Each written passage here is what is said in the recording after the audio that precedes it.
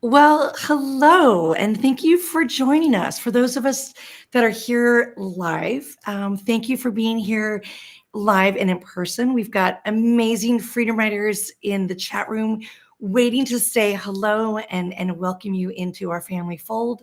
For those of you that watch this later, thank you. Today is Giving Tuesday. And for those of us in America, we just made it through the holidays, the first round. Traditionally, on Friday, they call it Black Friday after Thanksgiving.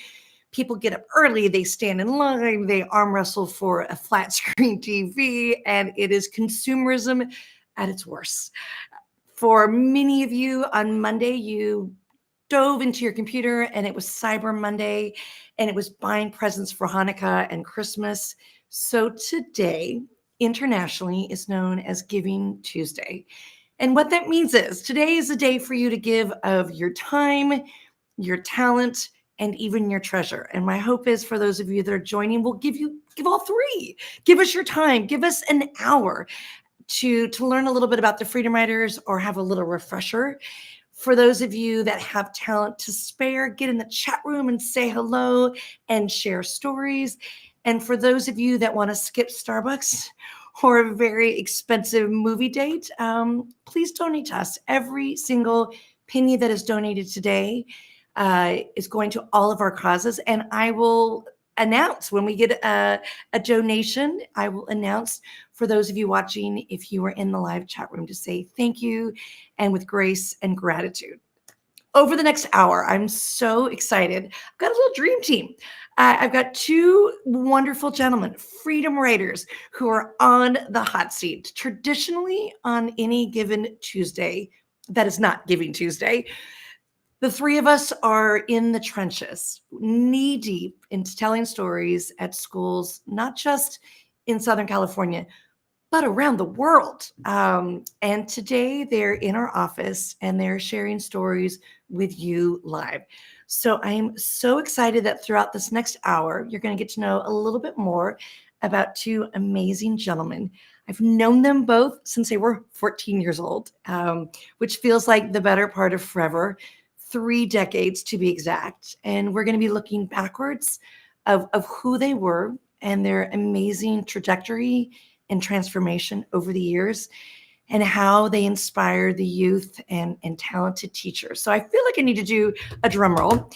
Without further ado, I would like them to appear on your screen. I would like to introduce you to Narada, and look at you, Narada, fresh from the barber shop, no less. Look at That's my name right there. That's me right there. bam, bam. Hi guys. That's what it's going to be Hi, like.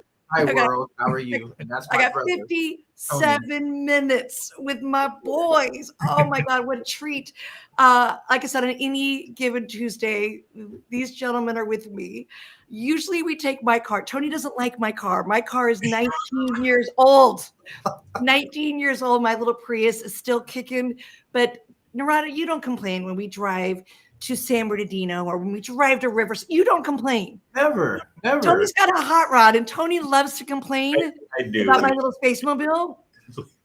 But I'm using my space mobile to get us up the 15 to the high desert, the 10 to the low desert, and everywhere in between. So, gentlemen, thank you guys for joining today. Over the next hour, we're going to share stories and tidbits. We might even cry. I asked Tony to get you a bottle of water, Narada, and some Kleenex. So I hope you have both. Okay, perfect. You know how it goes in love free land. This is necessity. You never know. Oh, I love it.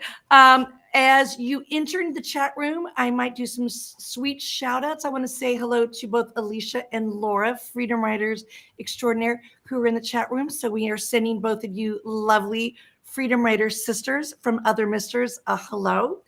And before we even began, I got 3 donations while we were watching that 5-minute ticker. So let me just do an announcement before we even started.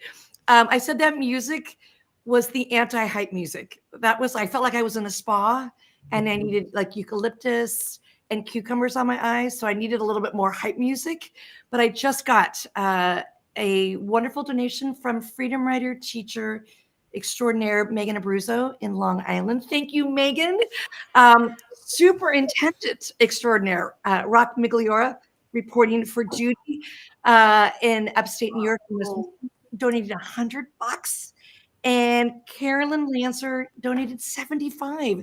That all happened before we even went live. So if you are feeling inspired and you want to give up a little Starbucks, if you want to give up those movie dates, if you don't want to go to In-N-Out Burger for a week or so, every single penny will go towards our projects and our programs.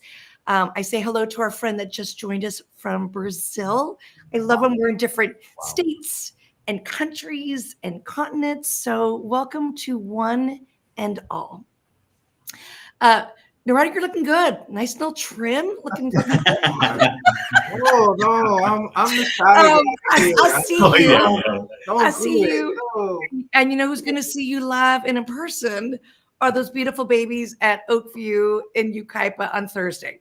Okay, Yeah. get ready. Get ready. Get One ready. of my favorite places to go. Love it. Not to be outdone, Tony loves to brag about his luscious locks. I just got back from Mexico City with Right. Tony, and he did his Yeah. entire speech in Spanish. And I'm going to tell you right now, the teachers lost their minds. Oh, I bet. Lost I bet. their minds. I was really just like a bodyguard. It was like a but not to be outdone. In the past, my sweet Narada, you, my dear, went all the way to the Middle East with me, to both Israel and the Palestinian territories. So I have traveled, when we speak of other countries and continents, I have traveled the world with you gentlemen. True. Facts. Real It's been deal. amazing. No Absolutely. lie. Before we got on planes and had to have passports, we took a lot of really cool field trips. And so I want to go back in time for both of you, and we're going to show some videos over the next hour. And the first one, Tony, is going to be you. We've given you the nickname Pretty Tony for a reason. Pretty Tony or Tony B, for those in the know. And now everybody on the live is now considered in the know. They're in the circle of trust. I want to show those that are watching a quick highlight from our documentary. And we've been working on this documentary for years. The documentary came out during the pandemic. It won an Emmy, which is pretty amazing for all of your hard work. And there is an element of the documentary, Tony, of you talking about graduation. And there is a spectacular still photograph that we're going to show on the other side of this little documentary piece. That is one of my favorite photographs that I love to have on a big screen if you're standing on a stage. It is so glorious. It is so celebratory. And I think for all of us who are educators working with vulnerable youth, we just want to help get kids to that finish line. So I want to show this amazing clip. It is graduation day. And as all things in Freedom Writer world, it's graduation with a little twist. So let's check out Tony, arms outstretched, screaming to the world after he graduates. And on the other side of this, Tony, I want to talk to you about that amazing moment in real time. So let's check out Tony graduating from our documentary, Freedom Writers: Stories from the Heart.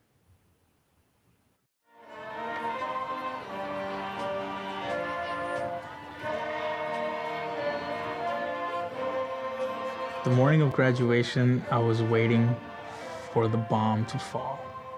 I was waiting for something that was gonna stop me from graduating, because I knew that I wasn't supposed to graduate. And I remember we were in the field because there's so many of us. We had a record-breaking graduating class that year. There was 150 Freedom Writers that should have dropped out that didn't, so that made the numbers go up. And I was concentrating so much on the fact that I wasn't gonna graduate that I missed my name. My friend kind of nudged me. He's like, "Hey, they called you." So I walk up, and at that moment, it all just hit me, like I just graduated. Let's put that picture on the screen for a moment. It's so glorious. It is in our book, Look at that. Oh my goodness. It's so vibrant. It it's in the book, and sadly in the book it is black and white, but it is so vibrant and colorful. And Tony, I'd like to ask you what it was like when recently at an Anne Frank event in Los Alamitos, you came face to face with the photographer, a professional photographer who took this photograph that happened to be on the Sunday edition after you graduated. A1 above the fold, if you know, you know, for millions of people to see. What was that like to come face to face with the photographer who took that photograph in 1998, not to date you, but to date you? And to this day, that photographer said that was his favorite photograph he has ever taken professionally. What was that like, Tony?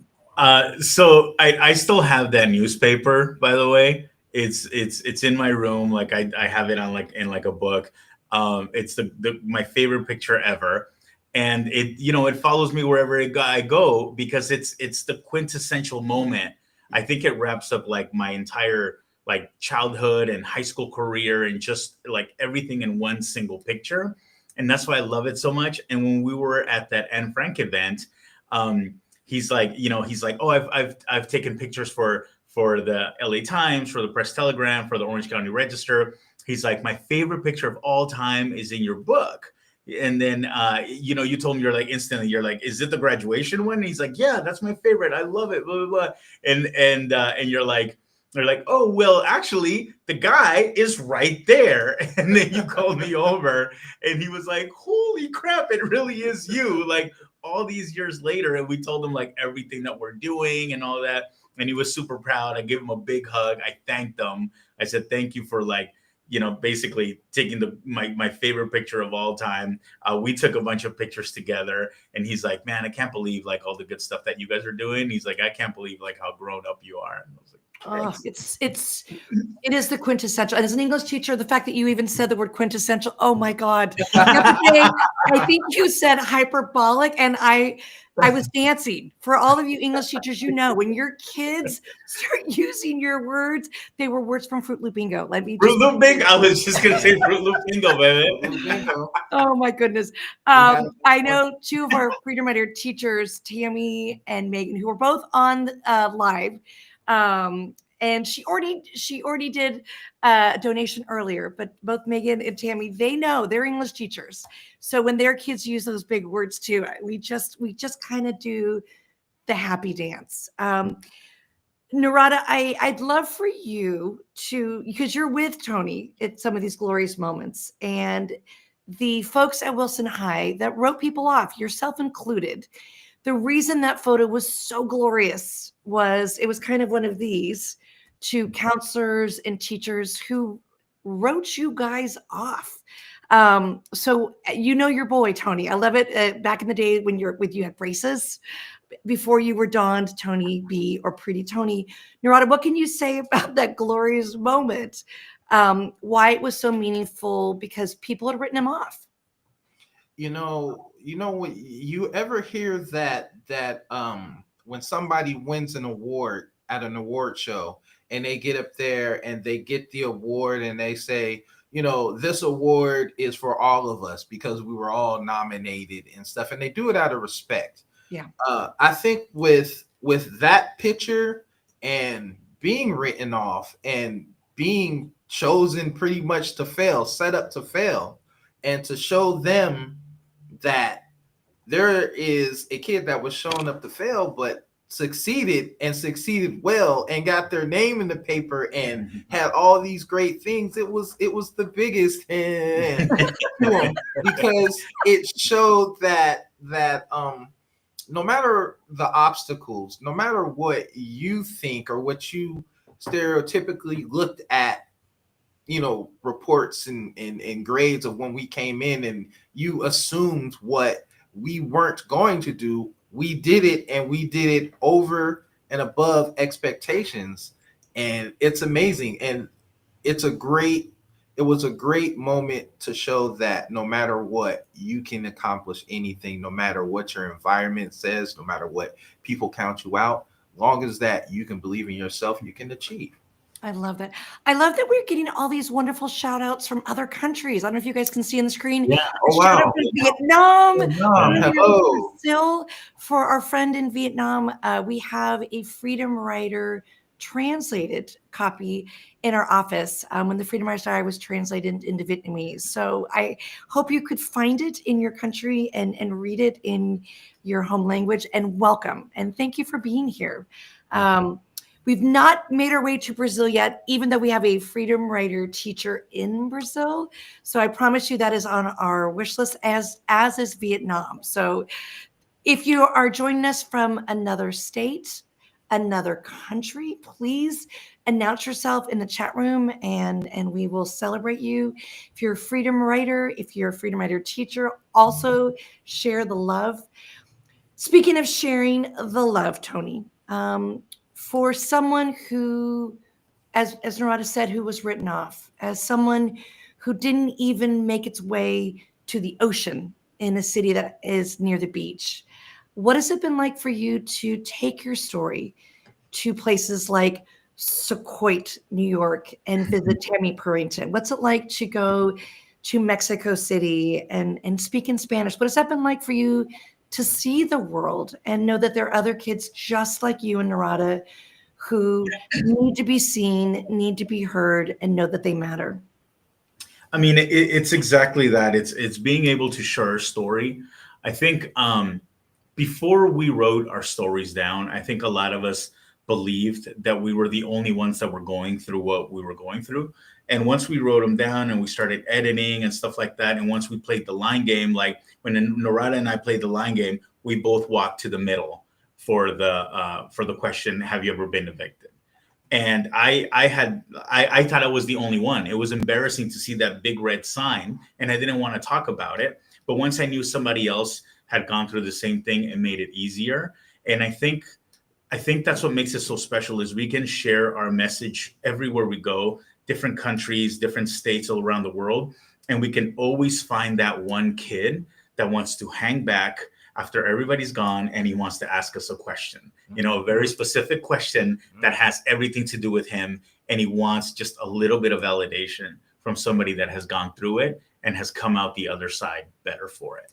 You know, what I love about both of you is in a community that had such toxic masculinity. You both were teenage boys in a city that had over 126 homicides in a single year.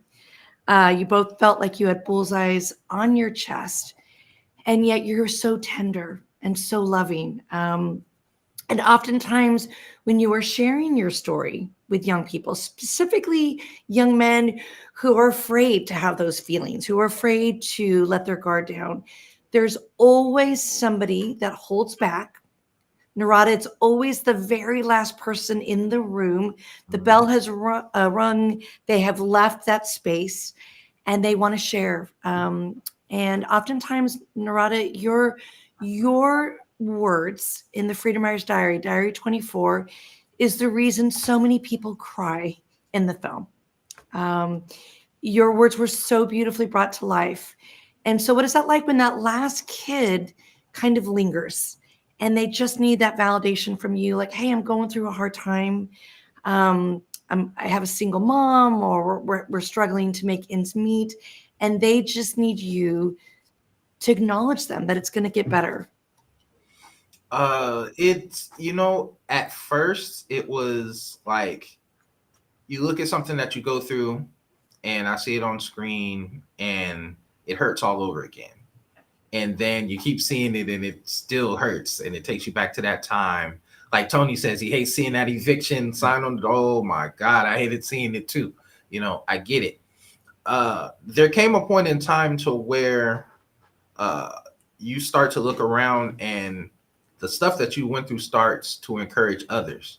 It's always been, I know the way I'm wired, it's like, oh, this happened to me. And then after crying, it's like, okay, I have to dust myself off because look, there's somebody else that needs the support now. That's what the line game was actually for us.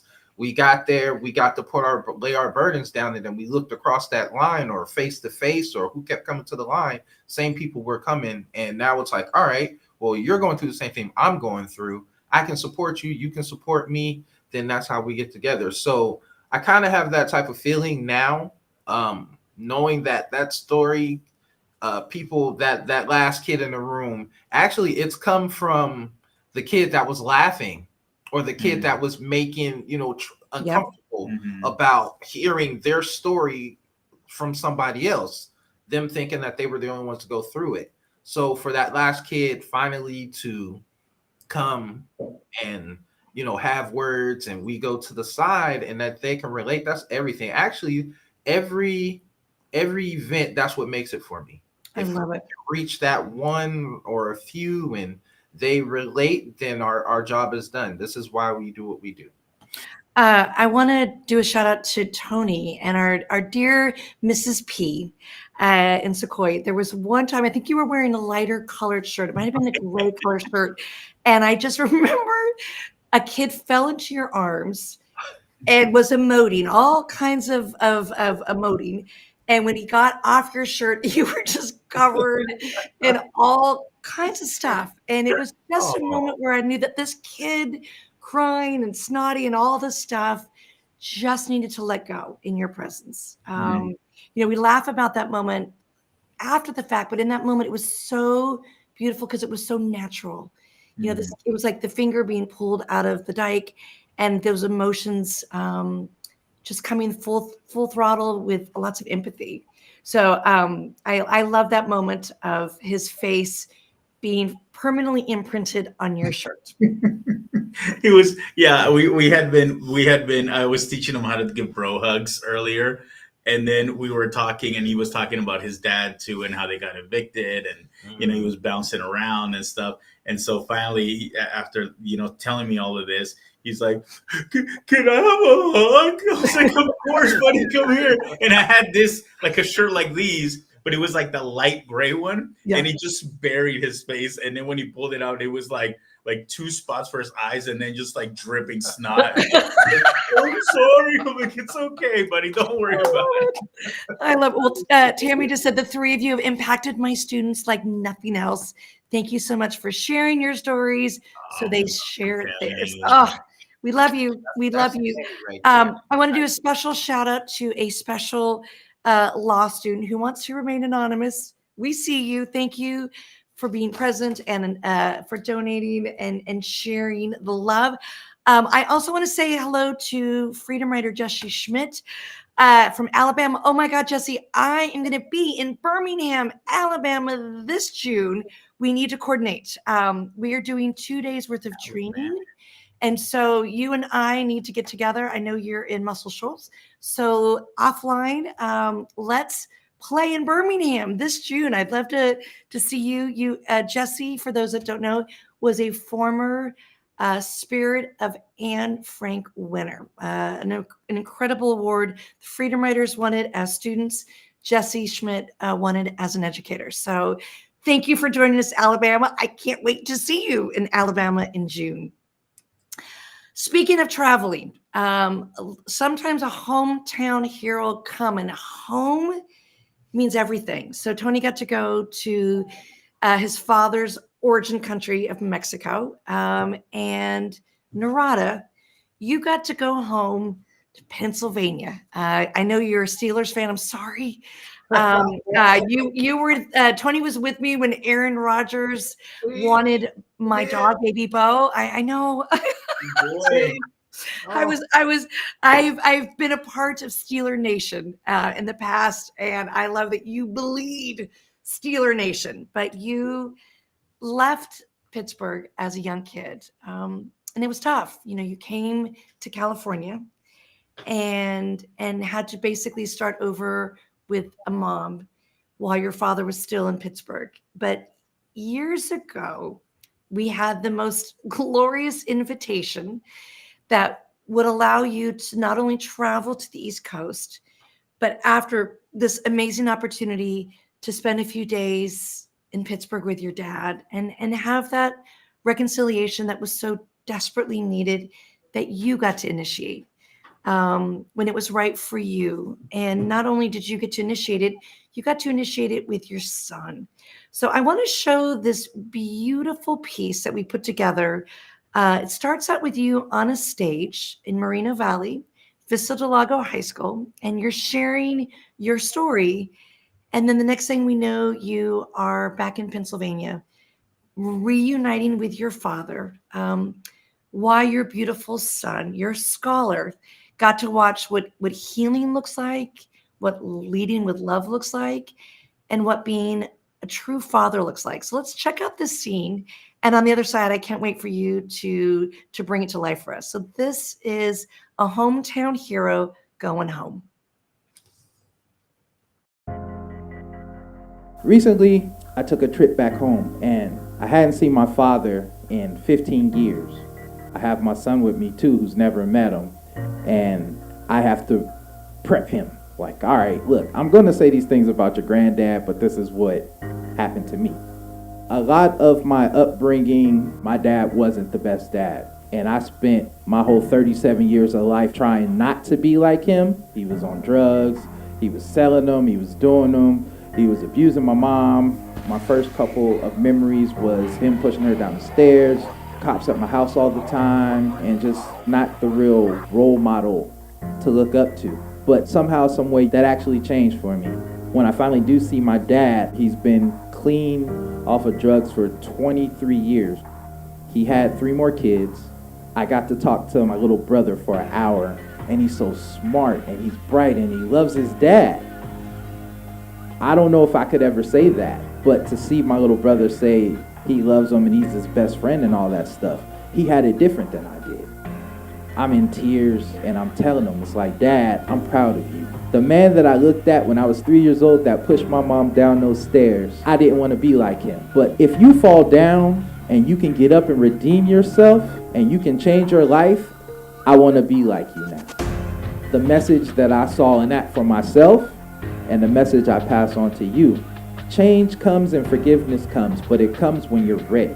If you guys got people that's in your life, a dad, a mom, friend, and it's hard for you to let go of what they did, time heals all wounds. Just be open for the forgiveness when it comes. The quicker you forgive, that makes you better.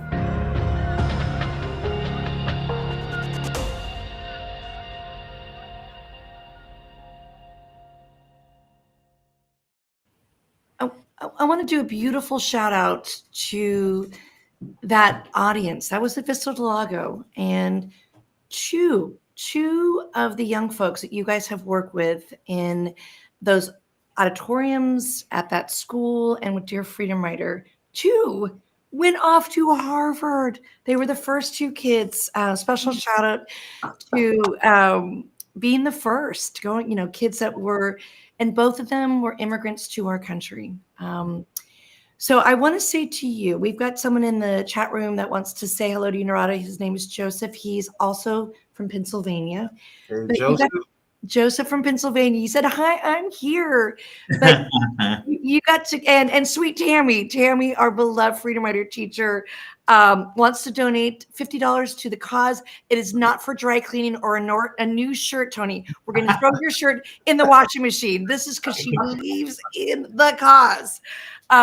But Narada, you got to go home, and I know that your father is older and slowing down.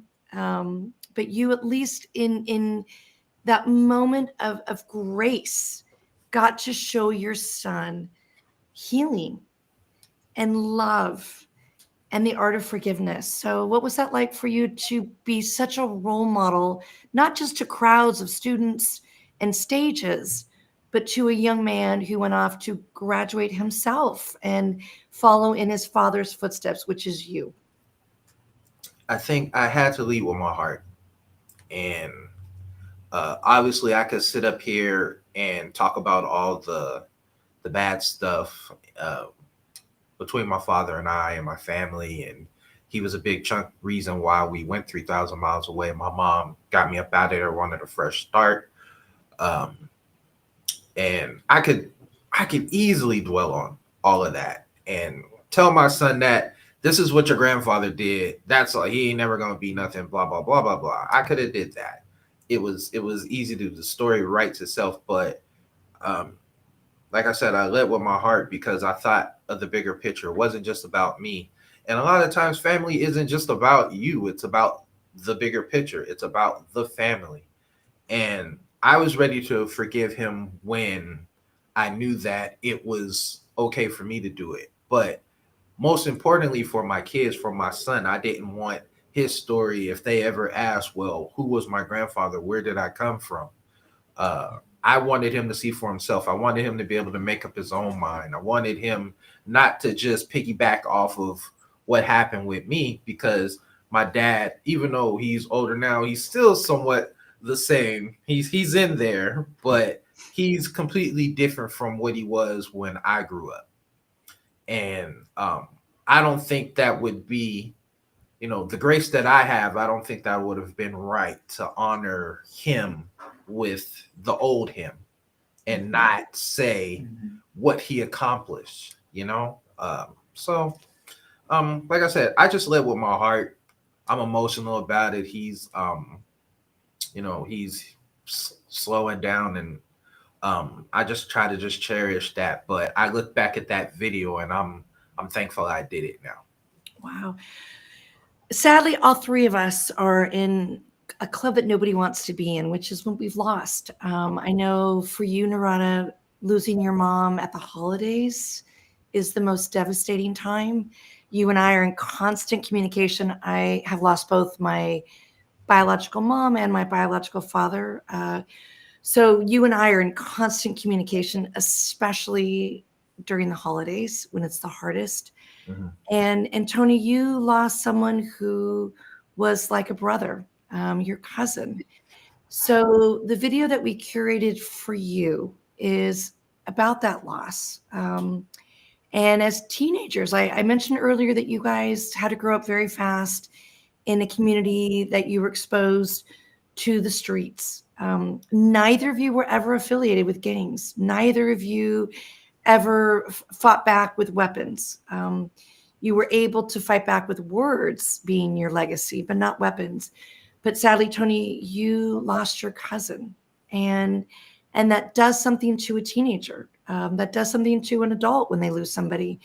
So on the same stage that Narada stood on, to those beautiful Vista del Lago kids in Moreno Valley, you as well stood, where I think Narada felt a little bit more reflective about healing. You had like righteous indignation, Tony. You were angry, and it wasn't like a scared straight moment. It wasn't a Carlos scared straight moment like you see on Saturday Night Live and Keenan Thomas, but you, in your righteous indignation, wanted these kids to understand how serious great loss is. So before we see this video, Tony, why do you think that bubbled up to the surface, and you wanted those kids to understand that loss and to feel it and internalize it and to take it really seriously?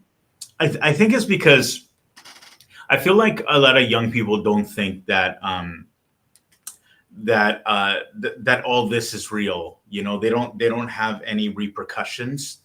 They don't get small repercussions, and then when they get big repercussions, somebody dies or somebody goes to jail for life. And I think that's the part that makes me angry, is that there wasn't nothing leading up to that. It's just, he's dead, and that's it, and there's no coming back. In the movies, somebody gets shot and then they're in the hospital fighting for their life, and then they make it. They always make it, right?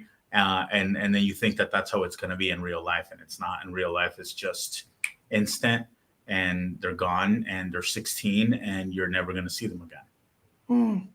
I just got handed a beautiful donation card from your sister, Dulce. Dulce just donated $250. Oh my God.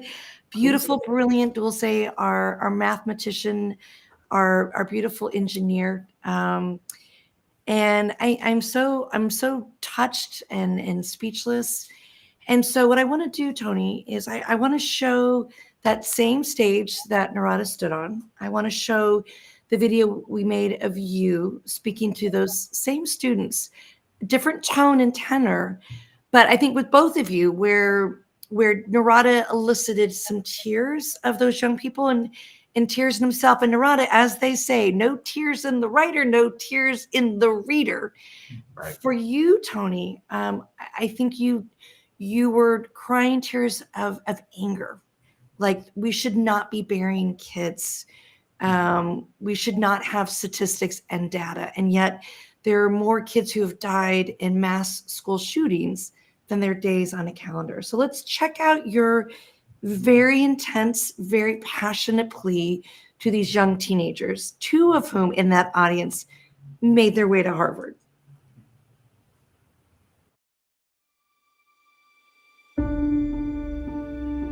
When I was growing up, I always thought that I didn't have control over my own life, because whatever life your parents have, that's the same life that you're going to have. You're not going to be able to control where you live or how much money you have or anything like that. But there's always certain things that you can control. You can definitely control whether you turn stuff in.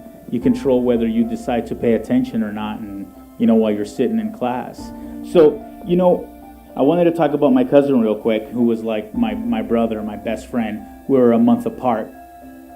He wasn't a gangster, right? He didn't sell drugs. He wasn't anything like that. But one of his friends' older brother used to sell drugs. And my cousin, he used to go and hang out with him all the time. And I would tell him all the time, like, dude, don't go down there, man. Like, don't go down there. You know what they're doing down there. He's like, no, it's cool, man. I'm not doing anything wrong, right? As if you say, like, I'm not selling drugs. I'm just hanging out over there with, And so he would always go down there, and I always made the choice to not go there, right? Like, did I like them? Yeah, they were cool cats, But I always made a choice to not go down there. And then one day, it was after school. My cousin was there. The rival gang wanted that corner, so they shot up, like, Frankie's house to try to kill Frankie's older brother. Of course, Frankie's older brother didn't get hit, right? Who got hit? My cousin got hit, right? And he died on the spot. This is when we were 16. Was he a gangster? No. Did he sell drugs? No. Was he innocent? No. He made a choice. He made a choice to go out there. And I'm still mad. Like, he's not here anymore, right? And I'm still mad at him because I'm like, you didn't have to go over there, bro. And then you got killed. The reason I make it sound bad and I sound kind of callous is because I loved him. He was my brother. We don't have control over some of the things that we do, but we do have control over our choices. The fact that you guys are sitting here right now, that's a choice that you made. You made a choice to come to school. You made a choice to sit here. So thank you for taking control of your choices. Thank you for being here.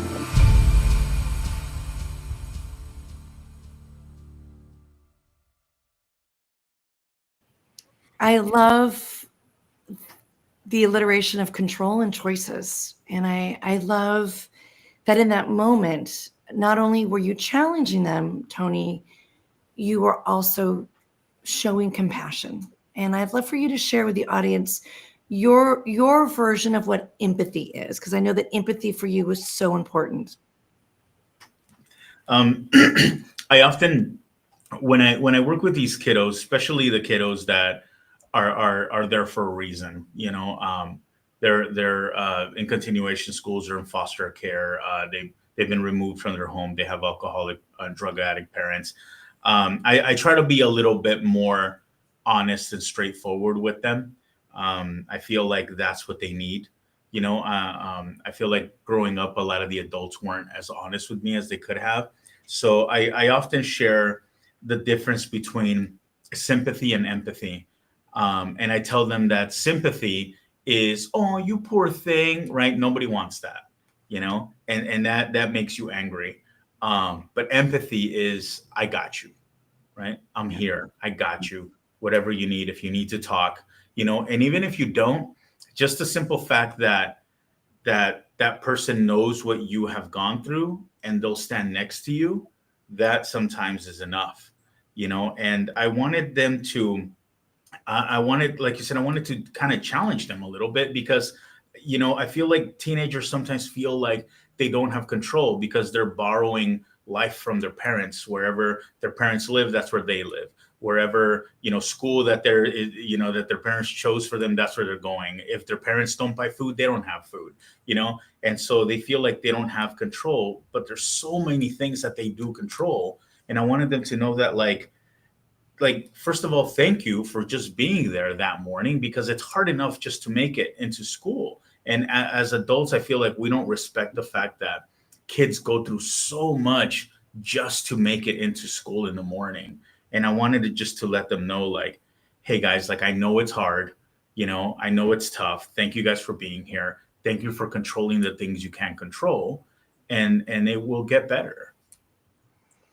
I love that you both are often first invited to do an assembly. So what we just saw was you on a stage, and that's terrifying. Have hundreds of either middle school or high school kids in front of you, and then that beautiful invitation of saying, come back and do a smaller workshop where they can read stories, where they can stand side by side in solidarity on the line.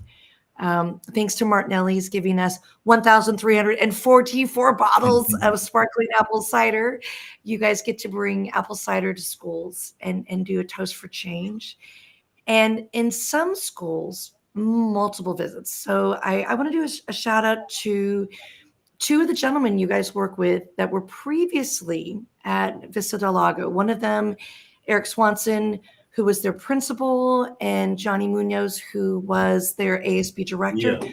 Both of these gentlemen allowed you both to come to the school multiple times.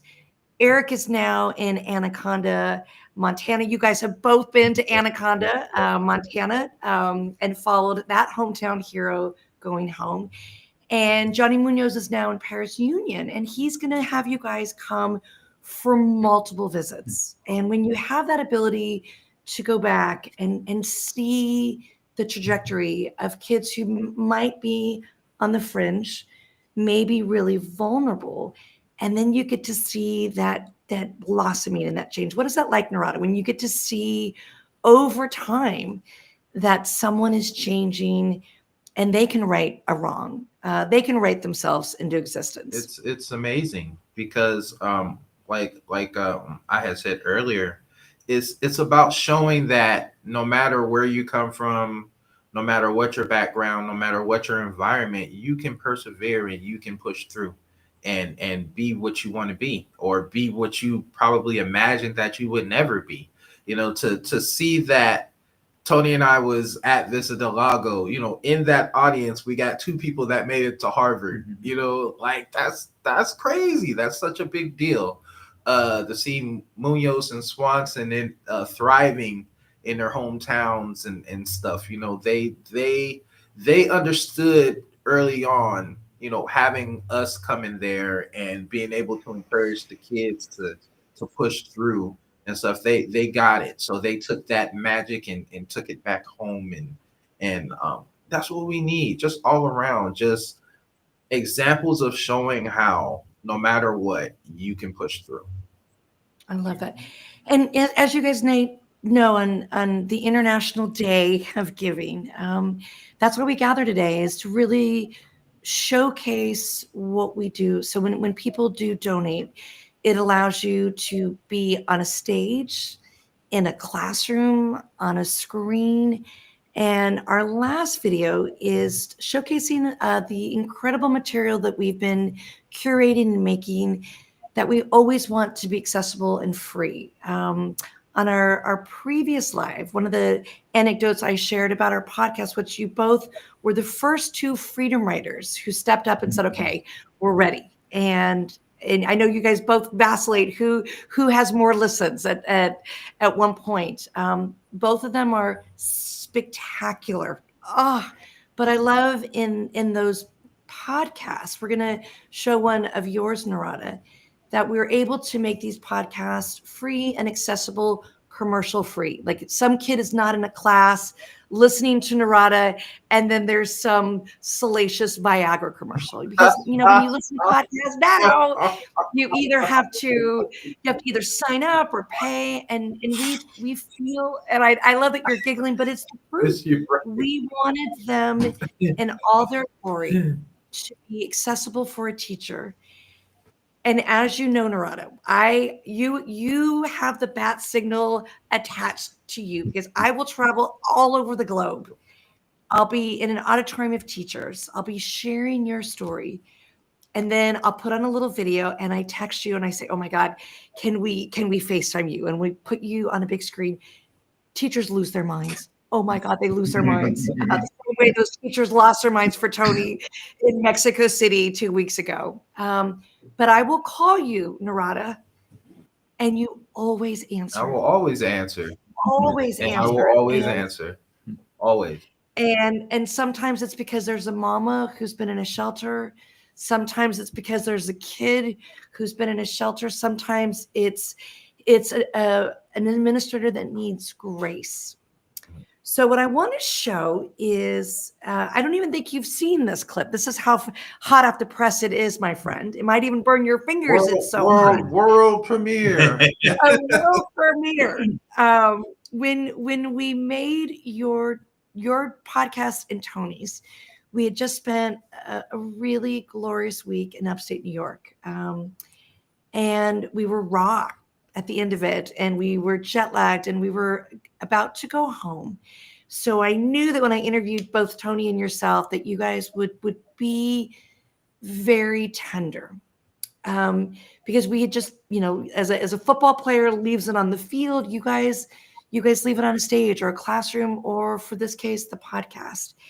And what you describe in this scene, Narada, is when you moved to California, you moved to what was considered Koreatown right before the Los Angeles riots. And the experience of going into a classroom that did not embrace your ethnicity, and the physicality of what one of the students did on your arrival. It's so jarring. It's so literal. So I want to show the scene. I don't think you've seen it, but then on the other side, I want you to kind of recount that, because there was a line in this story, and you have lived by a line for the better part of forever after being in my class. So let's check out this world premiere from your podcast, and I'd love for you to deconstruct it on the other side. We had moved to the Mid-Wilshire district, so everybody that's known as K-Town or Koreatown. There was less people in Koreatown that looked like me, so just the stereotypes were very dead on. Every time I go to the liquor store, I would get followed, because they would assume just because I'm black, I would steal something.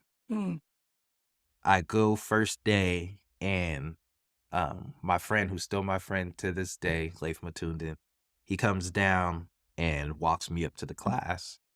And we walk up to the class, and the minute the door opens, it's like everybody stop what they're doing and they look and see who's the new kid. And it's like, it's a black kid. Oh, crap, I think you mentioned yesterday that in a school of 2,000, you think there was Yes. only about There 7 was- or 8 There African-Americans. was only 7 or 8 African Americans in a school of probably 2,000 for sure. So, if being a minority was the understatement for real, So there's the way the desks were set up, two at a desk, and I sit down, and the kid next to me, I won't say his name, but the kid next to me, he pulls out some tape. This isn't the Lion Game. And he pulls out some tape and he puts it across the tape. And he didn't say hi. He didn't say, hi, my name is such and such. He didn't say, oh man, you're cool. He didn't say none of those things. The very first thing out of his mouth was, tape, this is my side and this is your side. Day one. What a metaphor for division. Yeah. Figuratively and literally. Wow. I think of walls that we have that divide countries. I think of a piece of tape on a desk, and the fact that our line game brought people together. So what was that like in that class? And the teacher didn't do anything about it. And that physicality of like, this is my side and this is your side, is to this day, it haunts me. You know, I look at it a little differently. How ironic a piece of tape through my life has changed, has changed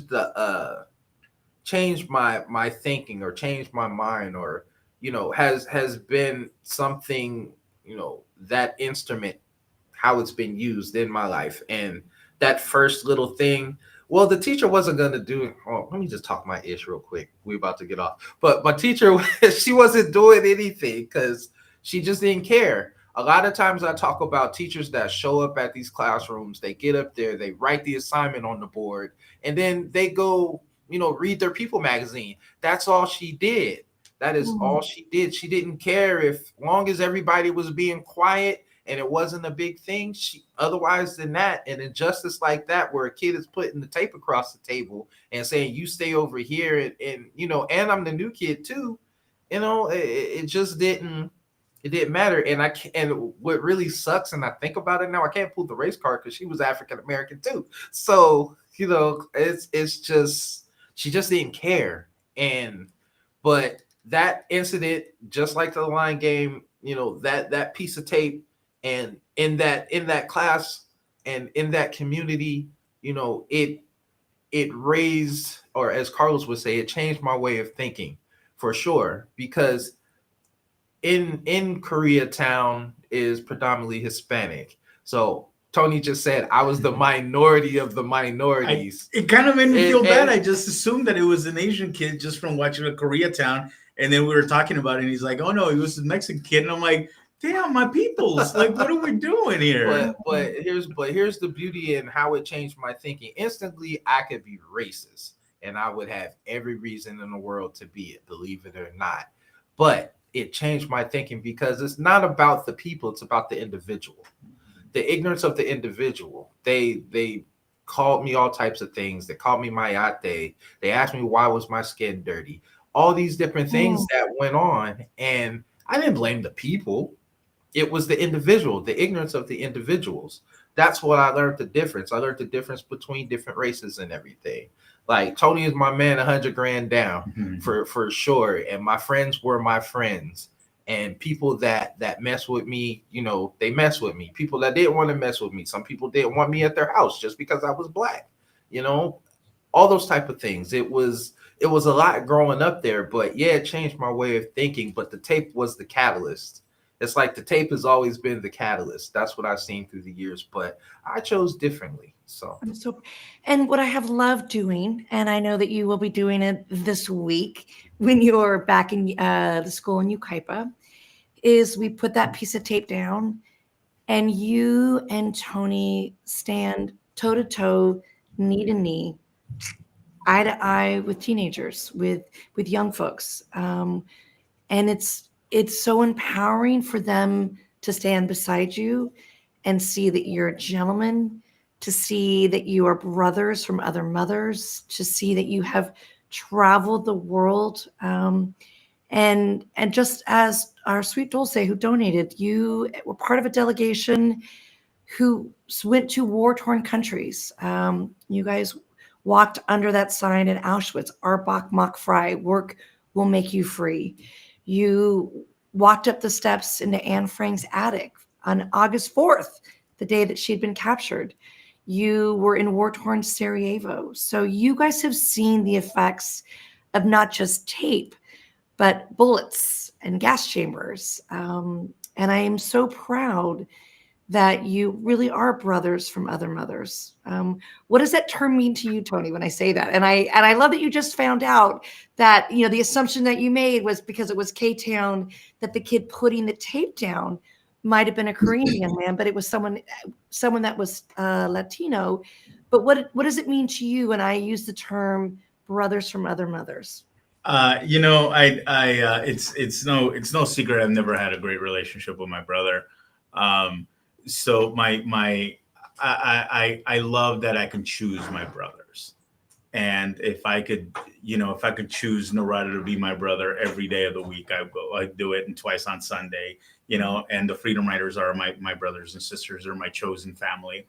Like you always say, family is what we make of it. Family is what we choose, so, and here we are all these years later, and they're still my brothers and sisters, and I love them like that. So. One of my fondest memories for our upstate New York folks is I think there was a delegation of 8 or 9 of us going to upstate New York, and we met at LAX probably at some ungodly hour, like 4:30 or 5 in the morning. We were taking the first flight through Chicago up to Syracuse and then driving, and we created a Freedom Rider travel thread. And I remember the person sitting, I was laughing hysterically because every 35 seconds there would be a ding, ding, ding. And he looked over at me and he said, am I going to have to listen to this the entire flight? And I felt bad, and I didn't, because we were like on a mission. We were on a journey. It was like a pilgrimage. And when both of you gentlemen were part of that little delegation, it's like game day. You know what I mean? It's like, for Steelers Nation and leaving on the field, you guys, put on your Freedom Rider colors, and you went and you dealt with racism head on, and you dealt with apathetic teachers head on, and you celebrated those victories head on. There's nothing more glorious than the victory of the standing ovation at the end. So what is it like to get that standing ovation at the end? Great. I speak for Tony. I say great.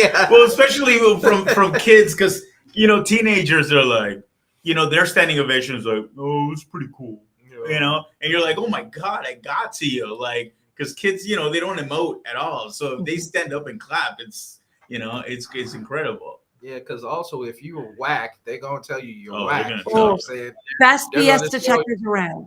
Yes, yes, for sure. So, us being, formerly being in that position in our youth, whenever somebody was in front of us, I'm like, man, this is, you know what I'm saying? It feels good to know that you can, we can get up there and we do our thing, and we get standing ovations, or we get people wanting autographs, like a couple of years ago when I signed my first ARM and Nintendo Switch and Stinky Sneaker. It was pretty.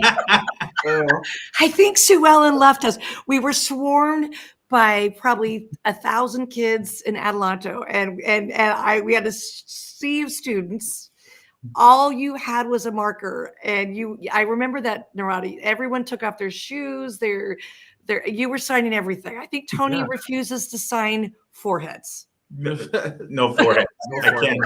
I can't do it. I don't want moms being mad at me. I hear you. But we are always humble because we come back home and we have a Freedom Rider colleague, the son of a Freedom Rider, Yadira, and he'll keep you humble.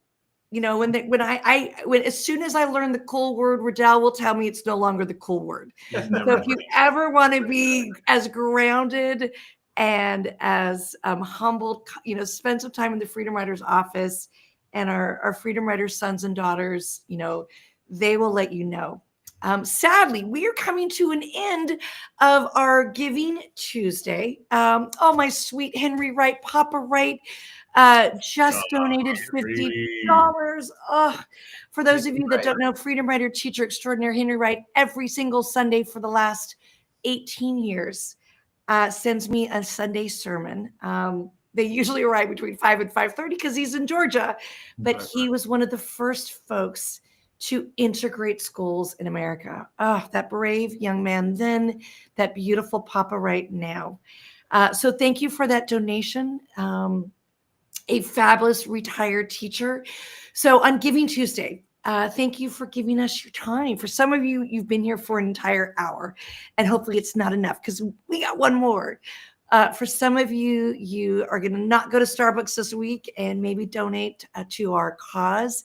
So there's a QR code on the screen. If you want to make a donation, every single cent is going to go to help Freedom Riders' message get into people's earbuds, Thank you. in their In classrooms, advance. on their And all that. stages, all of the things. Feel like little spirit fingers and pump the air. And for all of you, I'm going to make the invitation. Come back. We're doing another live, our third today. We wanted to get as many time zones as we could today. So this evening at 6 p.m. Pacific, in 3 hours, actually 2 hours now, 2 hours from now, come back and join us. You might be at home grading papers. Have us on in the background. You might be getting ready for dinner.